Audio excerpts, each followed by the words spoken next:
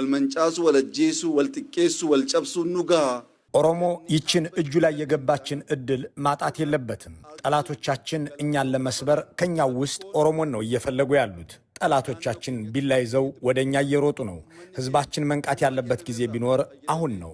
ሚሶሙ ጅጅረሙ ሶቀቡ በረበራን ዋይናኑ ከናጋፈያን ይህ ከመርዛኛውና ከፋፋዩ የጠቅላይ ሚኒስትሩ ንግግሮች መካከል አንዱ ነው። ኦሮሞን እርስ በርሱ ለማዋጋት ጅማንና ወለጋን ባላንጣ እያደረጉ ሸዋና ወለጋን ጠላት እያደረጉ አርሲና ባሌን ልጅና እንጀራ ልጅ እያሉ ሲከፋፍሉ ከከረሙ በኋላ ከቅርብ ጊዜያት ወዲህ ደግሞ የኦሮሞ ህዝብ ሆይ መንግስትህን ሊነጥቁህ ሊወስዱብህ ነው የሚል መዝሙር ከፍተው ታይተዋል።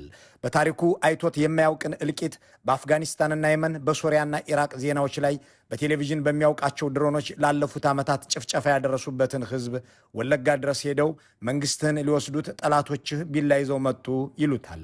ግዴሎትም ይህ መንግስት የኦህዴድ ምርኮኞች መንግስት እንጂ የኦሮሞ መንግስት አይደለም። ኦሮሞን በአየር በምድር እየገደላችሁ የኦሮሞን እናት ያለ ልጅ ያስቀራችሁ የኦሮሚያን ትምህርት ቤቶች ወደ እስር ቤት የቀየራችሁ እናንተ ናችሁና ኦሮሞ ከእናንተ ውጪ ግንባር ቀደም ጠላት የለውም ብሎ መሟገት የዚህ ዝግጅት አስኳል ነው። በእርግጥም ይህ አገዛዝ የኦሮሞ ህዝብ መንግስት ሳይሆን የኦህዴድ ብልጽግና ለዚያውም የምርኮኞቹ መንግስት ነው የሚለው ነጥብ የህግ የፖለቲካና የታሪክ ማስረጃዎች አሉት። ከህግ ማስረጃው እንጀምር። የብልጽግና ፓርቲ በ2012 ሲመሰረት ከህወሓት በስተቀር የኢህአዴግ አባልና አጋር ድርጅቶችን ይዞ መቋቋሙ ይታወሳል። ፓርቲውን ሲመሰርቱም የየራሳቸውን መጠን ይዘው የቀረቡ ሲሆን ኦህዴድ 34% ወንበር በመያዝ አብላጫ ድምፅ ኖሮት እንዲቀጥል ተስማምቶ ተወስኖለታል። ይህ በምስሉ ላይ የሚያመለክተው የራሱ የብልጽግና ሰነድ በግልጽ እንደሚያስቀምጠው እነ አዴፓና ሌሎች ፓርቲዎች የኦህዴድ ምክትልና ነባር ተላላኪ ሆነው ለመኖር የቆረጡና የተስማሙ መሆናቸውን ነው።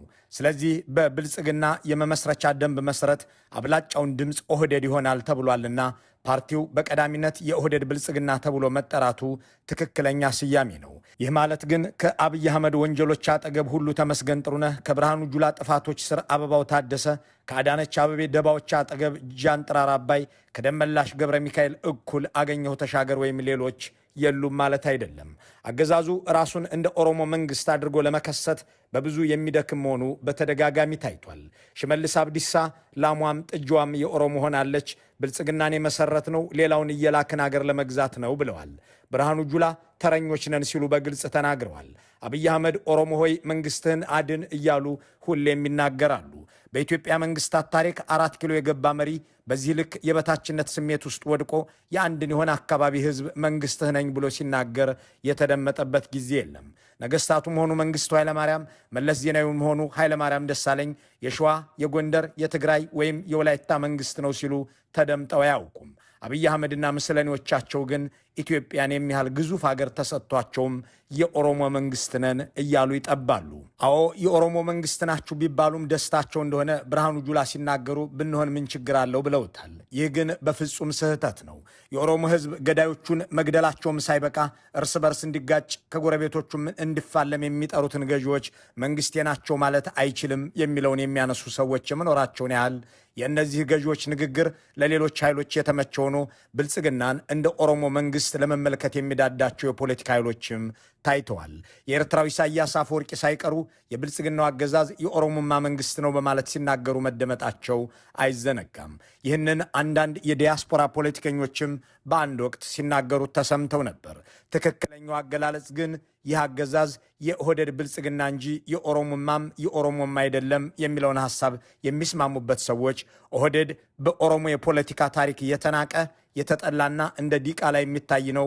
አብይ አህመድንም አባዱላ ገመዳንም ደመላሽ ገብረ ሚካኤልንም ሆነ አዳነች አበቤና ብርሃኑ ጁላን ያመጣው ይኸው የተላላኪነት ስምሪት ሆኖ ሳለ ይህ ኦህዴድ የተሰኘ ስብስብ ብልጽግናን በአብላጫ ድምፅ ለመምራት ወስኖ ሲመጣ የኦሮሞ መንግስት ሳይሆን የኦህዴድ መንግስት ነው መባል ያለበት ይላሉ። ኦህዴድ የምርኮኞቹ መንግስት ነው የሚለው ነጥብ ደግሞ እዚህ ጋር ይነሳል። የጭካኔና የጥፋት በትራቸው የመክፋቱ ምክንያትም የኦህዴድ ምርኮኛነት ነው የሚሉ ሰዎች ከአፈጣጠሩ ይነሳሉ። በእርግጥ ኦህዴድ ምርኮኛ ነው ሲባል ምን ማለት ነው? አዮ ዲሞክራሲ ሚሶማ ነገኛ አዮ ዲሞክራሲ የኦሮሞ ህዝብ ዴሞክራሲያዊ ድርጅት በሚል ስም የሚንቀሳቀሰው ኦህዴድ የራሳቸውን የፖለቲካ ዓላማ አንግበው በረሃ በወጡ የ60ዎቹ ወጣቶች የተመሰረተ ድርጅት አይደለም። ይልቁንም ለወቅቱ መንግስት ወግነው ሲዋጉ በሻቢያ በህወሓትና በኢህድን የተማረኩ ሰዎች በማራኪዎቻቸው ነፃ ግዛት ውስጥ የመሰረቱት ድርጅት ነው።